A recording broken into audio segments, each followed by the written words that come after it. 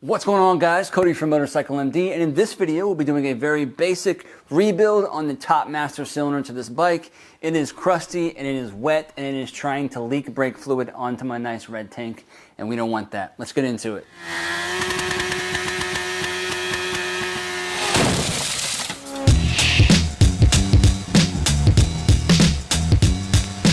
First thing I like to do, obviously cover your tank. We don't want this crap dripping on anything that is colored, painted, anything. Brake fluid will destroy whatever it touches. So, since we're on the ground, we're working in tight quarters right now, I like to just make sure this isn't going to go anywhere. So I'll strap this back to something on the back of the bike. I want this to be as level with the ground as I possibly can. Now this isn't going to jump to the left or anything like that, while we're handling it. So we'll get this cover off of there. This is an aftermarket chrome one. You see it's already, that's why you don't get chrome, guys. Chrome don't get you home, right? We have our plastic skeleton, just like you'd find on most master cylinders. I want to get a rag ready to catch all this stuff. And I want to open this up first and look inside because I want to see what we're messing with. I was actually just in here recently to bleed out air, and then once I bled the air out of the system, I then noticed that it was leaking out of here, dripping onto the floor. Luckily the handlebars were in the full right position and it didn't leak on anything on the bike. So normally I would say to replace this rubber seal. We're not going to, but these things blow up, expand, they just get worn out with age, and we're just going to reuse this one. The reason why I wanted to take the step to open this up first, because obviously we want to get the fluid out, but what we don't want to do is if you're bleeding the fluid out and it's full of muck, you don't want to send that down into the line and into your caliper. You want to start up here first, get all this fluid out. In our situation, we can just suck this right on down through the system. Nothing too much to see down here, but we have our 8mm hex bleed valve. I will be using my Mighty Vac system for this. You can just hand bleed it if you would like. The difficult thing about having this is that you need compressed air to use these, but it is definitely my preferred choice.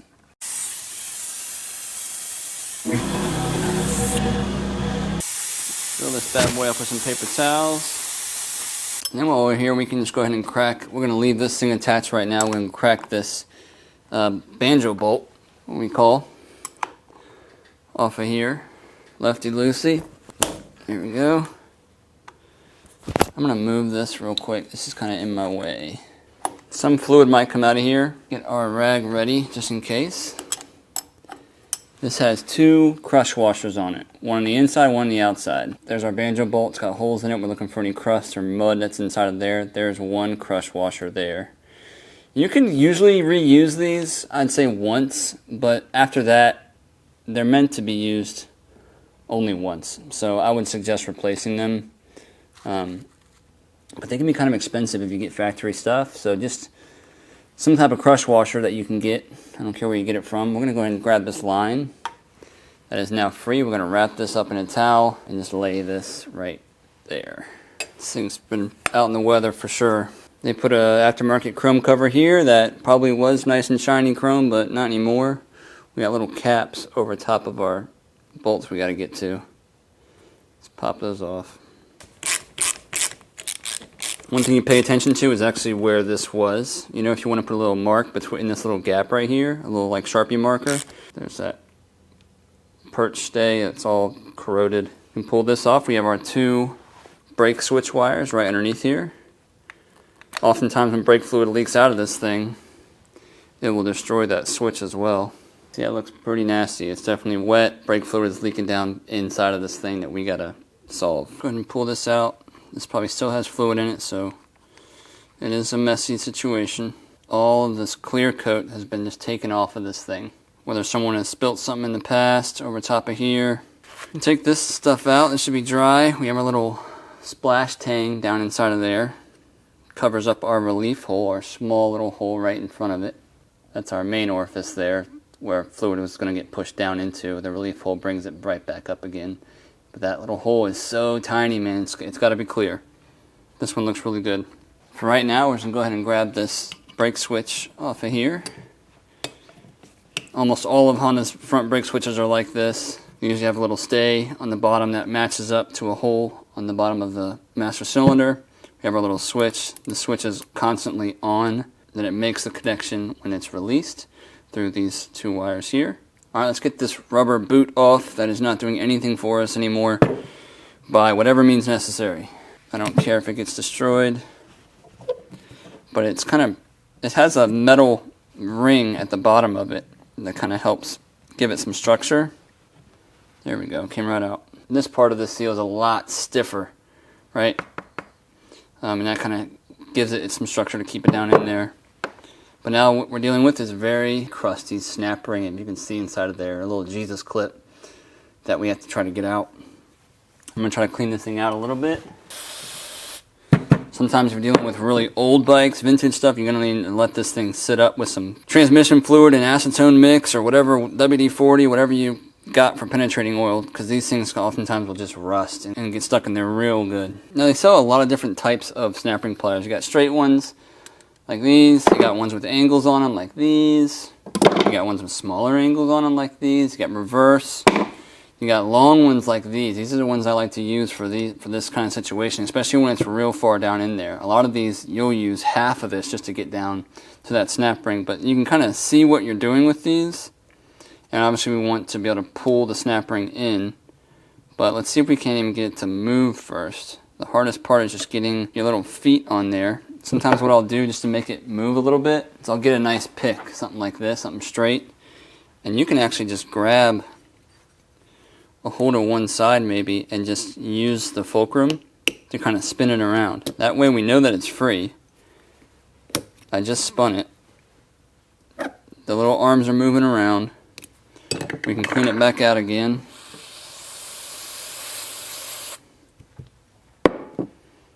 And hopefully we can get them. Maybe we can get it with a pair of straight. Probably not. There's not a lot of room to work around in here. That's why technicians have so many freaking tools, because they need something for every situation. I can get on it like this, pinch it together, and hopefully walk it out and not throw it across the shop. There we go. There's our snap ring. It's got a flat side and a rounded side. Flat side goes down towards our piston. Now this piston is free, but we got to get it out. This one's stuck. Let's see if I can't just depress it. You see that spring tension right there? Do something like that and pull it all the way out. Now we're going to pay attention to how this thing comes out.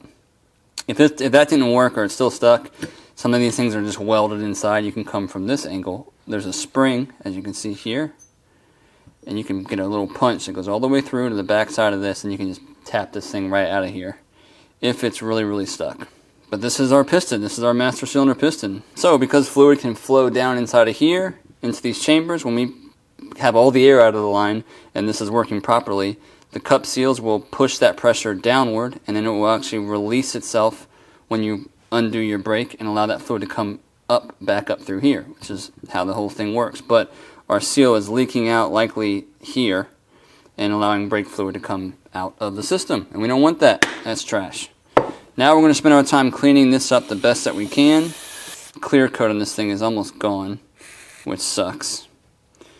This stuff is some heavy-duty brake clean, and it will take the clear coat right off this thing, which is fine with me.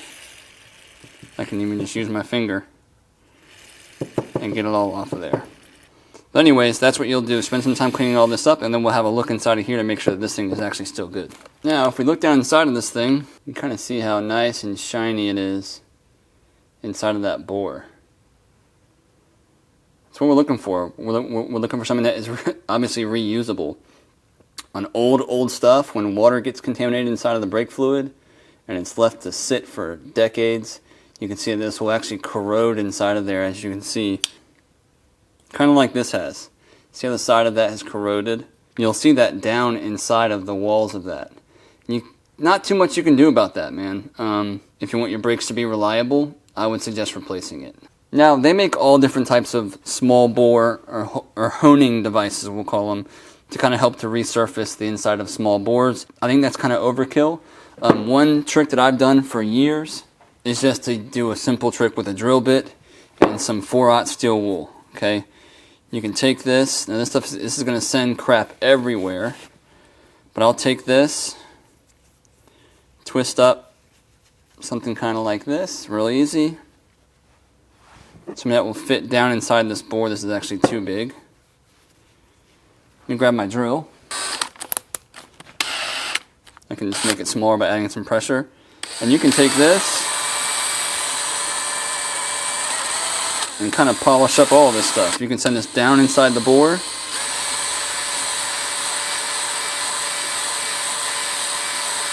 Really easy. Really easy.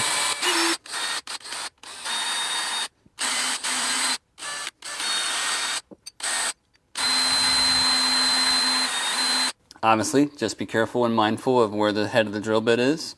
Mine is right there, right? So I just don't want to be drilling into my brake master.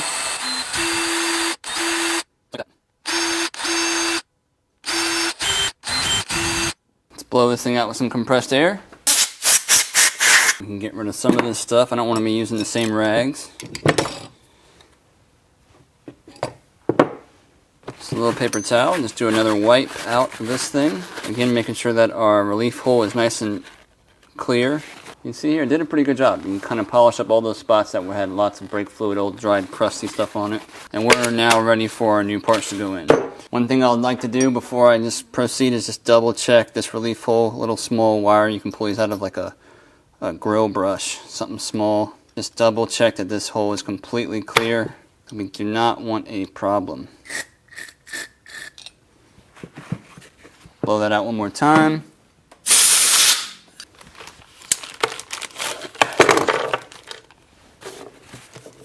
Now we got our brand new parts. And this is tricky. You need some finger strength for this, okay? And I sliced my thumb open last night, so this is going to feel great to try to use my thumb. But what we want to do is we want to mimic, obviously, we're assuming that this was installed correctly, right, since it's been working for so long. But we want to just mimic how this is lined up, right? So if we look at this, there's that part. We got two seals. These seals, now the seals are actually a little bit different. One is like a shiny seal and one is like a backer seal right here with all those lines on it. And if we look at our part here, we can actually see where they went. I already knew this, but it's just great to have a reference for where this front seal is going to go. But we got to get them on, and that's a job in and of itself. So there's no easy way to do it. Silicone spray, maybe a little bit of grease might help you out. I'm going to use some silicone spray. So I want this seal to be here, cup side. You see how it's cupped on one end versus the rounded other end. I want the cup side going down the line, right? The same side of the spring is going to be on. So I know that I need to get it here. So let's try coming from this top section, and we might just need to start rolling it around. And it's going to be all dilapidated, but we'll figure it out. You just got to get that bad boy down. Okay, so it is jacked up right now. Okay, so let's use our fingernail and see if we can't snap this thing into place just like that. Okay, so there's one. This one should be a lot easier. This is actually a very easy one. Normally they're a lot more difficult. We want it to go cup side facing down the line, just like the other one. Use some strength in my poor thumb. And they are both facing the right direction. You can see how much bigger that flange is on that compared to that old one. Look at the difference in those seals. See how they get worn out. That's why I was letting fluid by. These are nice and cupped like a tulip. And that's it for this. I mean, the spring's going to go right here. It's pretty self-explanatory, right? This is going to go right here when we install it, and we have our brand new snap ring. Again, there's a flat side or a flat edged and a rounded edge. Flat side's going to go down the line like that. Okay, so now we got to install this thing. Let's use some brake fluid on the install. We're going to just put a little bit in a cap. Don't care what brake fluid you use as long as it's .4, unless you've swapped your system out to something else. I'm just going to lubricate this seal and this one here. And then I'm going to lubricate right in the first part of this as well. Then drop it down a little bit further in there. Get that all lubed up. Now we got to work this seal. We don't want the seal to flip on itself, right? So what I do is just take it and walk it down, kind of going in circles. And you can kind of visually see that that's correct. It's not flipping the seal out. I like to actually put a little bit of grease on this guy just for anti-corrosive probabilities. That's going to go over top of here, but now we're going to drop our snap ring in the correct way. So I'm going to apply some pressure downward on this, grab my snap ring, if it lets me. There we go. I'm going to push down. Okay, I'm still applying pressure downward. We should kind of maybe get a gratification snap of this thing going into its seat.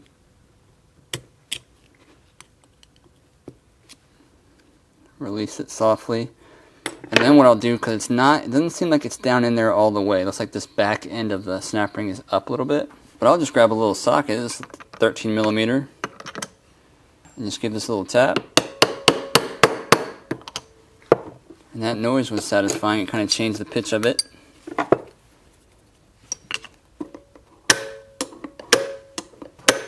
I don't see that coming out. What I'll do is to double check, I'll just give this a little spin.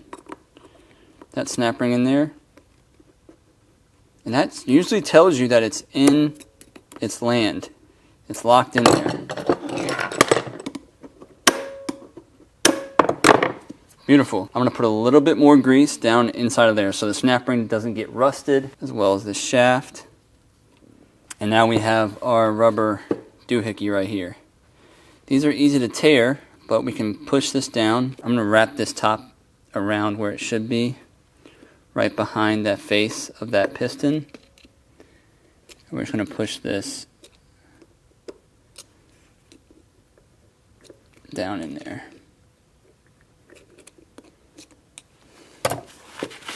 Sweet. And that is our rebuilt top master cylinder. We can go ahead and set our little splash pad back down inside of there. Use a little flathead screwdriver. Just position it in the right direction.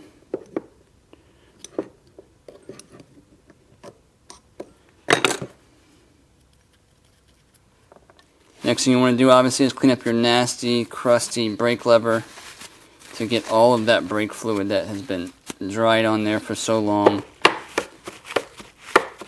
off. While we're here, we obviously want to clean up our pivot, because we want this stuff to be lubed up, because this is going to be riding metal on metal inside of here for its life, right? We want this to be lubed up, and as well as that pad inside of here, so this can pivot clean. You don't get a crunchy brake lever. It'll be nice and smooth and buttery.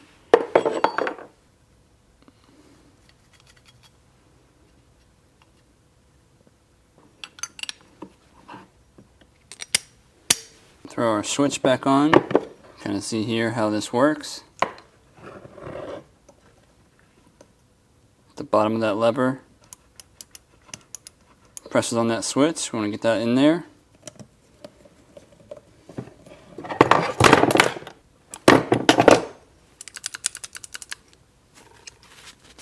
Clean off any residual.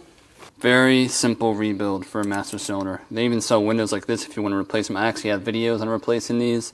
You can get them off Amazon, man. Get a brand new, nice, clean window and make it look great. Really, the only part that you got to source out is make sure you get the right snap ring pliers.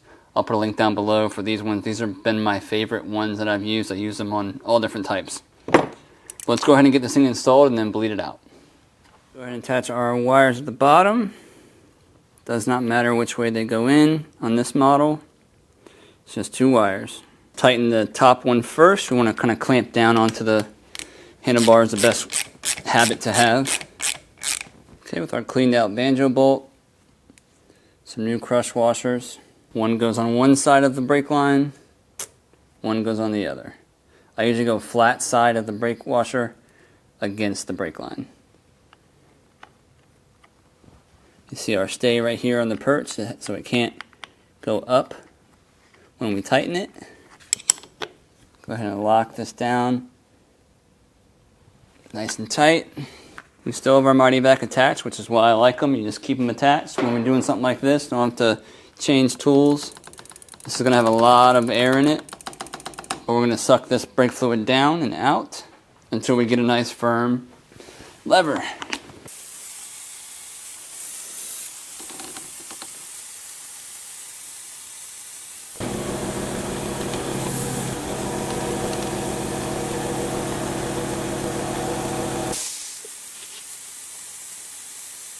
I'm just slowly pushing the lever in and back out while it draws that fluid down.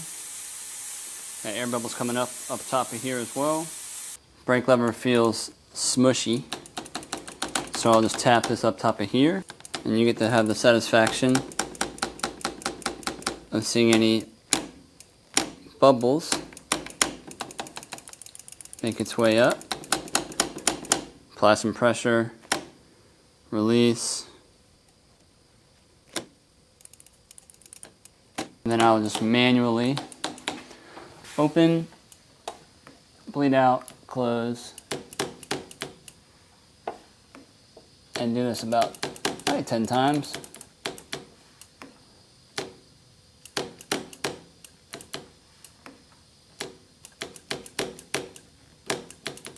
Last ditch effort, if you want to see if there's any more air trapped anywhere, because this is level, what we can do is we can very carefully take our strap off.